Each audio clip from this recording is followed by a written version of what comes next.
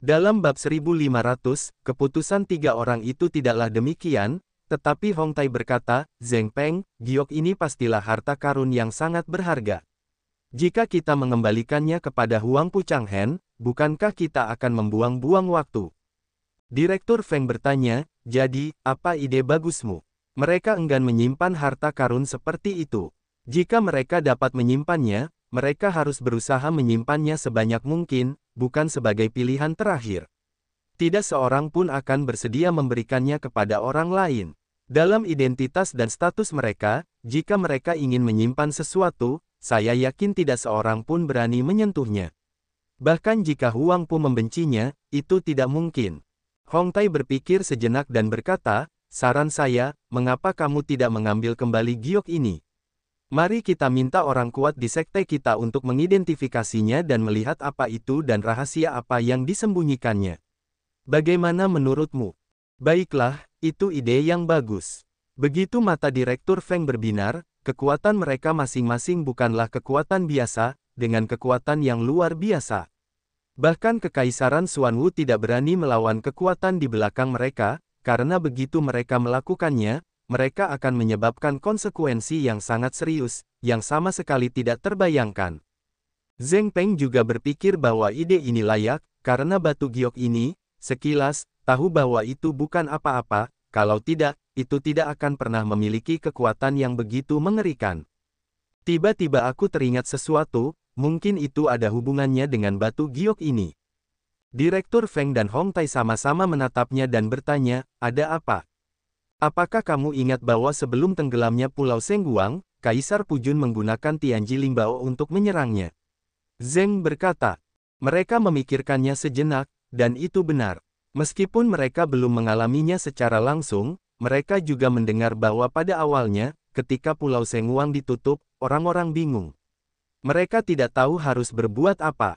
Kemudian, Kaisar Pujun, Kaisar Kekaisaran Xuanwu, secara pribadi menghancurkan Sengguang di luar Pulau Sengguang dengan Tianji Lingbao Tianziyin tertinggi, yang membuat mereka yang terjebak kita bisa keluar dari masalah.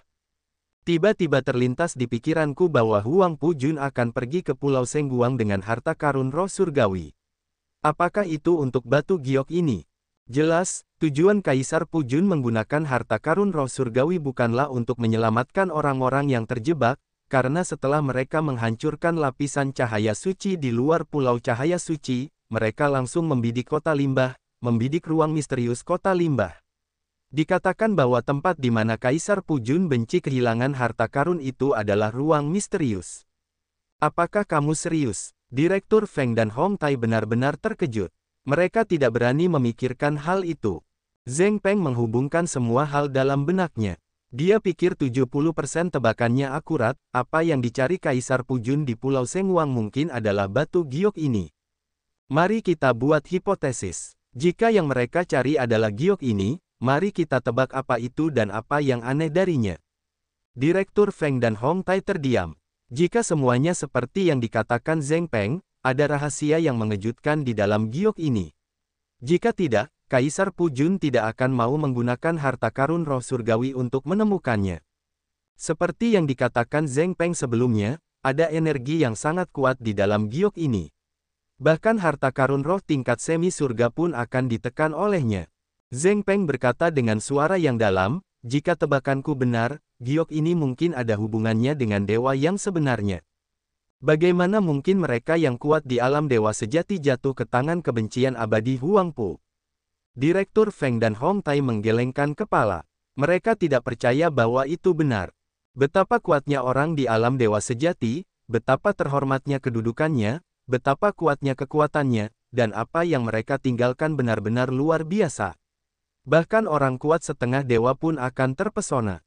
Huang Pu membencinya untuk waktu yang lama. Dia hanyalah seorang pria yang baru saja menerobos alam legendaris. Bagaimana mungkin dia memenuhi syarat untuk memiliki kekuatan di sebelah timur alam dewa sejati? Di sebelah barat. Itu belum tentu, jangan lupa bahwa kebencian abadi Huang Pu telah diwariskan oleh kekuatan di alam dewa sejati, kata Zheng Peng. Kedua orang itu terkejut karena banyak orang tahu bahwa Huang Pu Changhen telah diwariskan oleh kekuatan di alam dewa sejati, tetapi mereka tidak tahu persis apa warisan itu dan siapa di antara kekuatan di alam dewa sejati itu. Karena Huang Pu selalu membenci warisan kekuatan di alam dewa sejati, tidak mengherankan jika dia memiliki sesuatu dari kekuatan di alam dewa sejati. Hong Tai berkata, jadi, bukankah giok ini adalah warisan dari dewa sejati yang dibenci Huang Pu? Zheng Peng berpikir sejenak dan berkata, jika tebakan kita akurat, maka giok ini benar-benar seperti ini. Pada saat ini, ekspresi ketiga orang yang melihat batu giok ini telah berubah total. Benda milik orang kuat di alam dewa sejati berisi warisan orang kuat di alam dewa sejati. Harta karun semacam ini, tetapi benda yang berharga, bahkan tanah suci mereka, harus dipindahkan. Jika dapat ditemukan, itu akan diperoleh dengan cara apapun. Apa yang bisa kita lakukan sekarang? Kita tidak dapat menjaminnya. Jika memungkinkan untuk menyembunyikan warisan orang kuat di alam dewa sejati, maka, dengan kekuatan mereka, sama sekali tidak mungkin untuk menyimpannya, karena begitu Kaisar Pu Jun menemukan bahwa batu giok itu ada di tangan mereka, dia akan datang untuk mengambilnya kembali. Ayo pergi, ayo kembali ke Tanah Suci. Sekarang, hanya Tanah Suci di belakang mereka yang bisa menjaga mereka. Selama mereka kembali ke Tanah Suci, bahkan Kaisar pun tidak bisa menyentuh rambut mereka. Selain itu, begitu mereka mengambil harta karun ini kembali, para Zongmen pasti sangat senang dan akan memberi mereka hadiah yang besar, itulah yang mereka impikan. Tapi, Wu Chen, urusan anak itu belum terselesaikan. Direktur Feng tiba-tiba teringat pada Wu Chen. Anak ini berani menyakiti putra suci Tanah Suci mereka dan menyakitinya. Baginya, pertempuran itu adalah aib. Dia pernah bersumpah akan menghancurkan anak itu berkeping-keping untuk mengungkapkan kebenciannya. Direktur Feng, kapan Anda akan mengurus anak itu? Belum terlambat bagi kita untuk menemukan anak itu saat kita mengirim batu giok ini ke Tanah Suci. Begitu Direktur Feng memikirkannya, urusan anak itu harus dikesampingkan untuk sementara waktu dan menunggu sampai mereka menyelesaikan batu giok itu. Mereka bertiga pergi sepanjang malam dan segera berangkat untuk kembali ke Tanah Suci. Bagi mereka, prioritas utama mereka adalah membawa batu giok itu kembali ke Tanah Suci. Jangan pernah menunda. Jika penundaan menyebabkan bayi meninggal lagi, kehilangannya akan sangat besar, hampir tidak dapat diperbaiki. Istana Suanyu, Istana Kebencian Abadi Kaisar Po. Pada saat ini, Huang Pu Changhen sedang berusaha keras untuk menggunakan metode panduan jiwa berdarah untuk menemukan keberadaan pedang Suanyu. Panduan jiwa darah, yang merupakan jenis seni terlarang tertinggi, membutuhkan biaya yang sangat besar. Oleh karena itu, Huang Pu berada dalam kondisi yang sangat buruk saat ini. Wajahnya seputih kertas, tanpa jejak warna darah. Tubuhnya terus-menerus bergetar dan runtuh, merasa seolah-olah akan runtuh kapan saja. Huanger, apakah kamu ingin beristirahat? Di satu sisi, Kaisar Pu Jun merasa sangat sedih ketika melihat kerja keras Huang Pu Changhen. Jika memungkinkan, dia ingin menggunakan panduan jiwa darahnya sendiri untuk menjelajahi keberadaan pedang Suanyu. Namun, pedang Suanyu dibenci oleh Huang Pu. Jimat darah di pedang Suanyu juga ditetapkan olehnya. Oleh karena itu, hanya ketika dia menggunakan panduan jiwa darah, dia dapat merasakan keberadaan pedang Suanyu. Jika orang lain menggunakan panduan jiwa darah, itu akan sia-sia. Ayah, jangan khawatir, jiwaku akan segera berhasil, kata Huang Pu. Sekarang, dia berada di waktu penting untuk mengerahkan panduan jiwa darah, tetapi dia tidak boleh sedikit ceroboh. Anda tahu, sangat sulit untuk mengerahkan panduan jiwa darah, dan tingkat keberhasilannya buruk. Dalam proses mengerahkan, dia tidak dapat dihalangi setengahnya. Jika tidak, panduan jiwa darah tidak akan berhasil sama sekali. Kaisar tidak mengatakan apapun ketika dia melihat ini. Dia hanya melihat altar dan memperhatikannya dengan saksama. Begitu ada perubahan, dia akan segera membantu. Pada saat ini, dipengaruhi oleh kekuatan kebencian abadi Huang Pu, altar tidak dapat mengubah penampilannya, memancarkan cahaya merah yang cemerlang. Cahaya merah itu menyilaukan, cantik, dan cemerlang. Proses ini berlangsung lama. Tiba-tiba, lampu merah di altar meledak ketika kode Huang Pu dicetak di tangannya. Darah dan jiwa memimpin. Kekuatan kuat Huang Pu dituangkan ke dalam altar. Saat itu, seluruh altar bergetar hebat. Cahaya merah keluar dari altar. Cahaya merah ini sangat indah, seperti matahari merah, memantulkan seluruh langit dan bumi. Berhasil. Kaisar juga terkejut. Keterampilan membimbing darah dan jiwa adalah keterampilan kontrol akses. Tingkat keberhasilannya sangat rendah. Orang biasa tidak berani mencobanya sama sekali.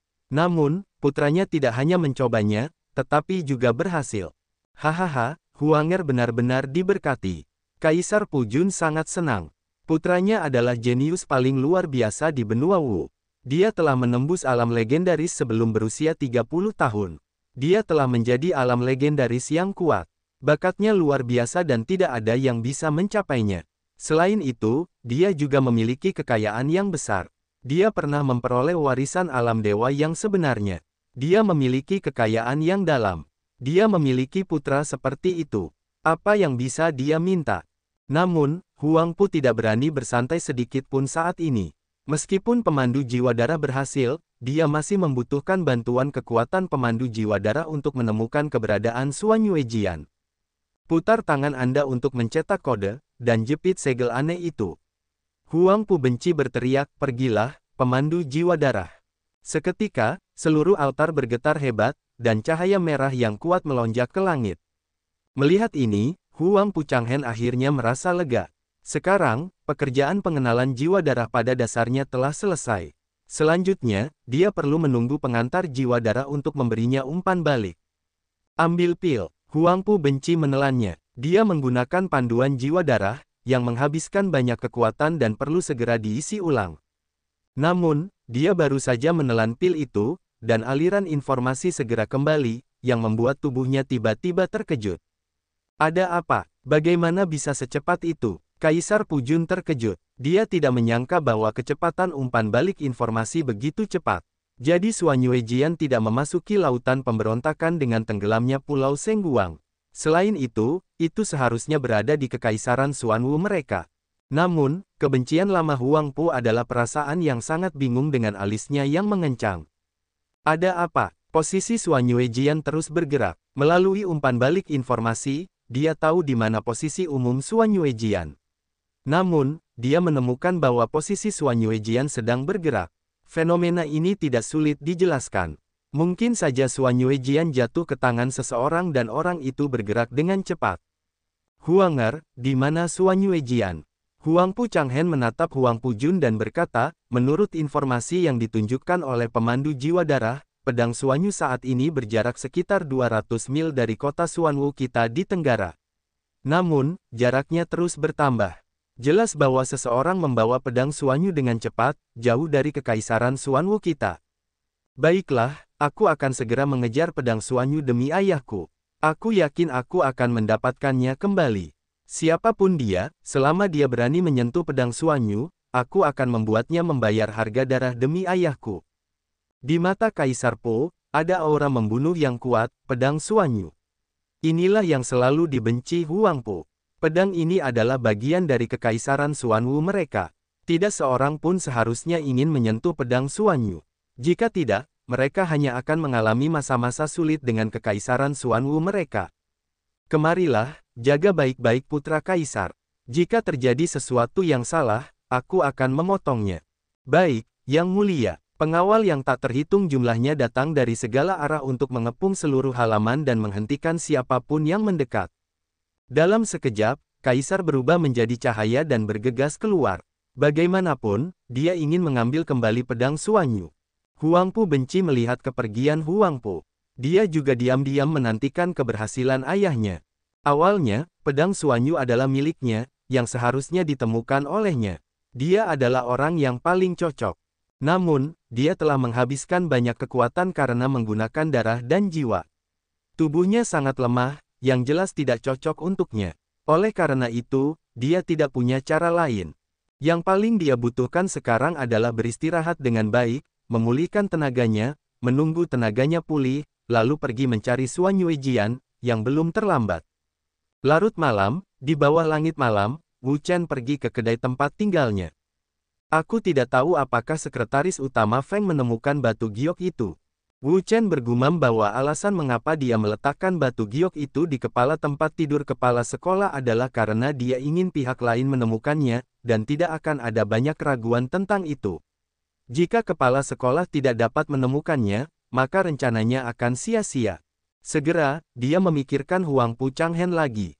Ada bagian penting dalam rencananya, yaitu Huang Pu Changhen. Dia ingin menemukan bahwa Xuan Yuejian ada di kamar tempat tinggal kepala angin, yang merupakan situasi yang paling sempurna. Wah, pada saat ini, cahaya merah melesat lurus ke atas, melesat ke langit. Apa ini? Wu Chen mendongak dan melihat cahaya merah ini, yang menunjukkan kekuatan yang kuat. Cahaya itu keluar lurus dan sangat indah, menerangi seluruh langit malam. Apakah itu darah dan jiwa? Menatap cahaya merah itu, Wu Chen terkejut, karena ia menemukan bahwa kekuatan ini adalah bimbingan darah dan jiwa, yang merupakan seni terlarang, tidak ada di mana-mana. Siapa yang menggunakan bimbingan darah dan jiwa, dan apa yang mereka cari? Sangat sulit untuk menggunakan keterampilan ini. Secara umum, tidak ada yang akan menggunakannya, karena sangat sulit untuk berhasil, dan itu akan menyebabkan kerusakan besar pada tubuh. Jika tidak perlu, tidak ada yang akan menggunakan keterampilan ini. Apakah itu kebencian Huang Pu? Bimbingan darah dan jiwa sering dipasangkan dengan jimat darah. Biasanya, jimat darah harus ditanam terlebih dahulu, sehingga bimbingan darah dan jiwa dapat digunakan untuk merasakan dan mengetahui lokasi objek. Meskipun situasi ini tidak mutlak, namun umumnya memang demikian. Saat memikirkan jimat darah, Wu Chen langsung teringat pada giok, karena ada jimat darah di giok misterius itu. Jimat darah itu dibuat oleh Huang Pu Changhen. Oleh karena itu, ia menduga bahwa pemandu jiwa darah itu mungkin ada hubungannya dengan Huang Pu Changhen. Wow, pada saat ini, tiba-tiba, ia merasakan bahwa napas yang sangat kuat mengalir ke arah cahaya merah. Sungguh kekuatan yang dahsyat. Wu Chen terkejut. Napas ini sangat kuat, jauh melampaui level Hua Longjing, bahkan yang legendaris. Apakah itu kekuatan setengah dewa? Di luar kekuatan yang legendaris, tidak perlu dipikirkan lagi. Mungkin itu adalah kekuatan setengah dewa. Di Kekaisaran Xuanwu ini, yang ia ketahui adalah kekuatan setengah dewa yang sebenarnya, yaitu keagungan kaisar, Raja Kaisar. Jika itu benar-benar Kaisar Pu Jun, maka tidak ada keraguan tentang cahaya merah sebelumnya. Itu pasti kebencian abadi Kaisar Pu. Ia menggunakan pemandu jiwa berdarah untuk menemukan giok misterius itu. Apa itu giok? Wu Chen sangat penasaran. Apa itu giok? Layak untuk kebencian Huang Pu untuk menggunakan jiwa darah untuk menemukan jejaknya. Anda tidak perlu memikirkannya. Pasti ada misteri di giok itu. Lihatlah. Karena penasaran, Wu Chen juga mengikutinya, karena dia ingin tahu rahasia apa yang tersembunyi di giok itu. Di langit malam, ketiga sosok itu terbang cepat. Mereka cepat. Sekarang mereka keluar dari Kekaisaran Xuanwu dan menuju Kekaisaran Zhou. Tentu saja, ketiga orang ini adalah Direktur Feng, Hong Tai dan Zheng Peng. Tanah suci mana yang akan kita kunjungi? Ketiganya berasal dari tiga kekuatan yang berbeda, tetapi hanya ada satu batu giok. Kita harus membuat pilihan untuk melihat kemana harus pergi. Direktur berkata, lebih baik pergi ke lembah Zamrud milikku, yang lebih dekat dan lebih baik. Zheng Peng dan Hong Tai tidak mengatakan apa-apa.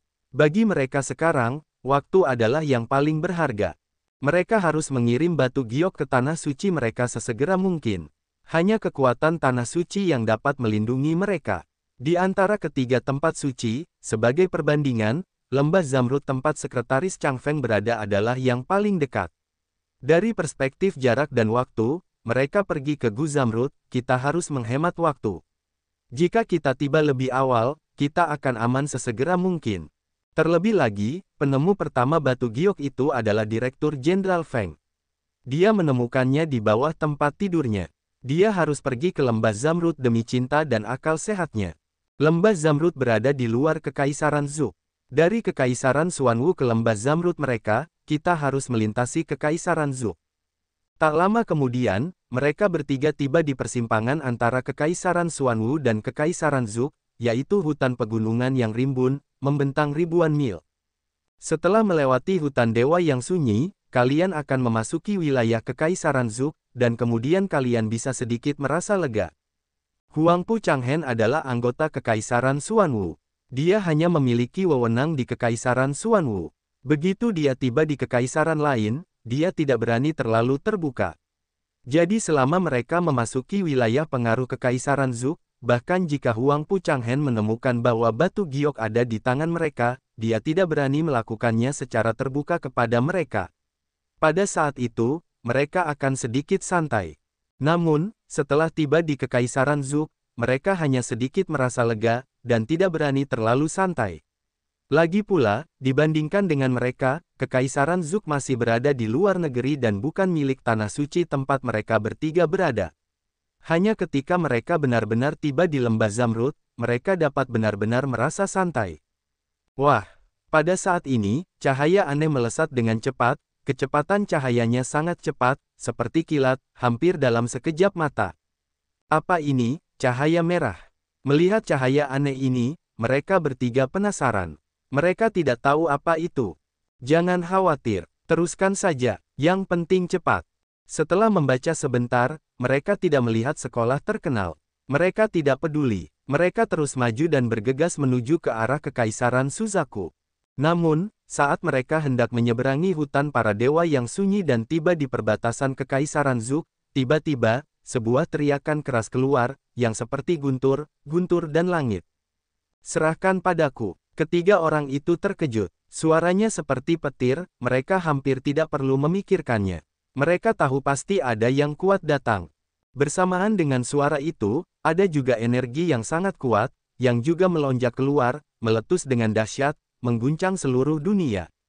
Sungguh kekuatan yang dahsyat. Ketiganya terkejut dan pucat. Kekuatan ini sangat kuat dan jauh melampaui mereka. Bahkan jika mereka bertiga menambahkan, mereka tidak dapat menjadi lawan mereka. Setengah dewa. Setelah merasakan kekuatan-kekuatan ini, ketiga orang itu bahkan lebih terkejut dan terkejut. Kekuatan ini, jauh melampaui alam legendaris, telah mencapai alam kekuatan setengah dewa. Dari sini, kita dapat mengetahui bahwa pendatang itu adalah kekuatan setengah dewa. Segera, seorang pria yang mengenakan mahkota dan jubah naga muncul di langit malam. Di tubuhnya, ada momentum yang kuat. Momentum ini, sangat menakutkan, jauh melampaui imajinasi. Kaisar, melihat pria ini, wajah mereka berubah drastis. Tanpa diduga, mereka adalah Kaisar. Bab 159 Kaisar Pujun, melihat Kaisar Pujun, wajah ketiga orang itu berubah drastis. Apapun yang terjadi, mereka tidak dapat membayangkan bahwa mereka adalah Kaisar Pujun. Bagi mereka, jika Kaisar dan Jenderal saling membenci dalam waktu yang lama, dengan kekuatan mereka bertiga, mereka dapat bersaing dengannya. Namun, jika Kaisar dan Jenderal datang, mereka tidak akan memiliki kesempatan dan harapan. Kaisar Pujun, ini adalah Kaisar Kekaisaran Xuanwu. Dia adalah salah satu orang paling kuat di seluruh Zhongzhou dan seluruh benua Tianwu. Dia sangat kuat sehingga dia jauh melampaui mereka.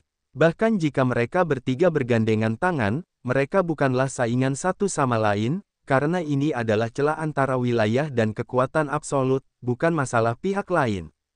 Tetap tenang. Zheng Peng pernah menggertakkan giginya dan berusaha tetap tenang. Bagi mereka, mereka tidak akan pernah membiarkan Huang Pu Jun mengetahuinya. Jika Xuan Yuejian ditemukan oleh pihak lain, nasib mereka akan sangat menyedihkan. Bahkan identitas khusus mereka tidak dapat melindungi mereka. Direktur Feng dan Hong Tai juga terdiam. Sekarang, Huang Pu Jun telah mendatangi mereka. Jika dia mengetahui tentang Xuan Yuejian, itu pasti akan menjadi bencana yang menghancurkan bagi mereka. Jadi, apapun yang terjadi, mereka tidak boleh membiarkan satu sama lain mengetahui tentang Xuan Yuejian. Dalam hal itu, mereka tidak dapat berdebat. Namun, kata-kata Kaisar Pujun langsung mengejutkan mereka. Berani sekali kalian berani mengambil harta anakku. Mendengar ucapan itu, tubuh ketiga orang itu sangat terkejut. Kata-kata Kaisar Pujun, bagi mereka, itu hanyalah guntur, membuat hati mereka sangat terkejut, wajah mereka berubah drastis. Bagaimana dia tahu tentang Xuan Yuejian? Ketiganya terkejut. Tanpa diduga, Kaisar Pujun tahu tentang Xuan Yuejian. Ini adalah pertanda yang tidak diketahui bagi mereka. Mereka memiliki firasat buruk di hati mereka. Kali ini, mereka takut bahwa mereka akan hancur. Yang mulia, kami. Direktur itu sangat fasih dan gemetar sehingga matanya penuh ketakutan sehingga dia tampak berbicara dengan tidak stabil. Serahkan barang-barang putraku secepatnya. Kaisar berteriak keras. Dia tidak punya banyak waktu untuk berbicara dengan orang-orang ini. Pedang Xuanyu sangat penting bagi kebencian putranya Huangpu dan kekaisaran Xuanwu mereka. Dia harus merebutnya kembali. Zheng Peng menggertakkan giginya dan mencoba mengatasi rasa takutnya, berkata, "Yang mulia, kami tidak tahu apa yang Anda bicarakan. Tolong beritahu saya apa yang Anda inginkan. Saat ini, situasinya lebih baik daripada yang lain." Satu-satunya cara mereka adalah menyangkalnya dan tidak memberitahu Kaisar tentang pedang Xuanyu. Dengan cara ini, mereka mungkin memiliki kesempatan hidup. Jika tidak, yang menunggu mereka adalah bencana yang mengerikan. Ketika Kaisar Pujun melotot ke arah mereka, tubuh Zheng Peng langsung gemetar dan mundur. Tekanan yang diberikan Kaisar Pujun kepada mereka terlalu besar dan terlalu besar untuk mereka tanggung. "Kalian tahu apa yang aku cari?" Hong Tai berkata, "Yang mulia, kami benar-benar tidak tahu apa yang Anda inginkan. Tolong jelaskan kepada kami, di mana kami menyinggung Yang mulia." Kekuatan Kaisar terlalu kuat dan terlalu kuat. Tidak ada satupun dari mereka yang menjadi lawannya. Oleh karena itu, satu-satunya cara untuk menghadapinya adalah dengan menyangkalnya. Itu tidak dapat diakui. Jika mereka tidak mengakuinya, mereka tidak mempercayainya. Kaisar berani menggeledah tubuh dan cincin penyimpanan mereka dengan mempertaruhkan dunia. Bagaimanapun, identitas pribadi mereka bertiga juga sangat penting. Kekuatan di belakang mereka juga sangat kuat, tidak lebih buruk dari kekaisaran Xuanwu. "Saya berani berdebat." Huang Pujun meraung, dan momentum yang kuat meletus darinya. Itu seperti gelombang yang kasar. Itu keluar dan menyapu. Energi teror mengguncang seluruh ruang, yang sangat besar. Baginya, dia tidak mudah dibodohi. Sebelumnya, putranya Huangpu Changhen menggunakan panduan jiwa darah untuk menguji, dan menentukan bahwa Xuan Yuejian ada di pihak ini. Oleh karena itu, dia akan datang ke pihak ini. Di pihak ini, dia hanya melihat 3 orang di depannya, yang sangat cepat, sembunyi-sembunyi, dan jelas bersalah, dan ingin melarikan diri dari kekaisaran Xuanwu mereka. Lihat, Xuan Yuejian pasti ada di ketiga orang ini. Melihat momentum kuat Kaisar Pujun, ketiganya mengubah wajah mereka dan dipenuhi dengan ketakutan. Kaisar Pujun adalah kekuatan setengah dewa, yang kekuatannya jauh lebih mengerikan daripada mereka. Bahkan jika mereka bertiga bergandengan tangan, mereka tidak bisa menjadi lawannya. "Apa maksudmu, Yang mulia?" kata direktur, "ketika tidak ada seorang pun di lembah Zamrudku."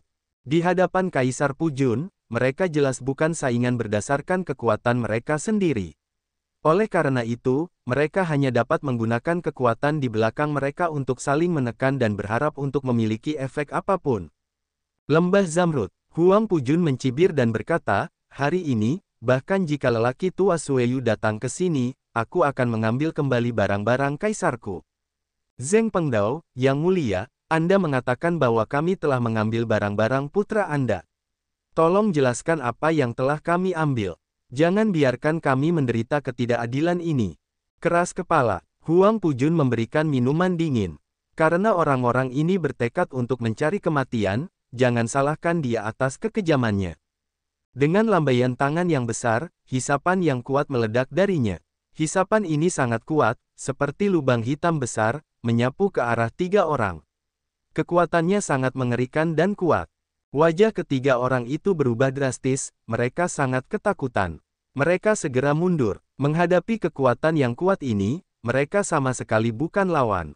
Bahkan jika mereka melarikan diri, mereka tidak akan bisa melarikan diri. Kemudian, mereka melihat cincin penyimpanan mereka terbang keluar dan jatuh ke tangan Kaisar Pujun. "Apa maksudmu, Yang mulia?" Melihat Kaisar mengambil cincin penyimpanan mereka, ketiga orang itu sangat marah. Cincin penyimpanan adalah barang yang sangat pribadi. Secara umum, orang tidak diperbolehkan mengambilnya tanpa persetujuan mereka sendiri, apalagi menjelajahinya. Tindakan Kaisar tidak diragukan lagi melanggar hak mereka. Atas kemarahan ketiga orang itu, Huang Pujun secara alami mengabaikannya. Baginya, pedang Xuanyu adalah sesuatu yang harus diambilnya kembali. Adapun hal-hal lain, itu tidak penting. Di sisi lain, di tempat terpencil, Wu Chen berdiri di atas pohon besar dan menatap Huang Pujun dan si Changfeng. Ada senyum di sudut mulutnya. Kedua pria itu, Direktur Feng dan Hong Tai, ingin berurusan dengannya. Mereka hanya angan-angan. Dia hanya perlu menggerakkan jari-jarinya sedikit untuk membuat mereka khawatir tentang diri mereka sendiri. Namun, dia masih memiliki pertanyaan besar dalam benaknya, yaitu, rahasia macam apa yang tersembunyi di batu giok itu, yang layak untuk kebencian Kaisar Po untuk menggunakan jiwa darah untuk mencari, dan tangan Kaisar Po untuk menemukannya. Pada saat yang sama, dia diam-diam memberi selamat pada dirinya sendiri bahwa dia telah memindahkan batu giok itu ke tempat lain terlebih dahulu, dan membiarkan sekretaris utama Feng dan mereka menjadi hantu kematian. Kalau tidak, tombak Kaisar akan diarahkan padanya. Jimat darah dan pemandu jiwa darah dilarang. Dimanapun batu giok itu berada, selama jimat darah di dalamnya masih ada, Huang Pu Changhen dapat mengetahui di mana batu giok itu berada melalui pemandu jiwa darah. Cincin penyimpanan tidak dapat disembunyikan sama sekali. Melihat cincin penyimpanan mereka jatuh ke tangan Kaisar Pu Jun, Direktur Feng, Hong Tai, dan Zheng Peng semuanya menghela napas dan merasa tidak berdaya. Sekarang situasinya lebih kuat daripada yang lain, dan kekuatan Kaisar Pu Jun kuat.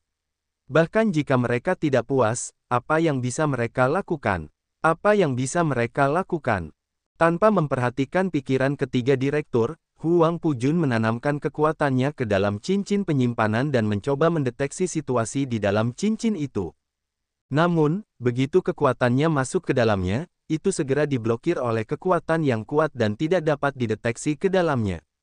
Melihat ini, Kaisar juga mengerti bahwa ini adalah jejak yang dibuat oleh 3 orang di cincin penyimpanan.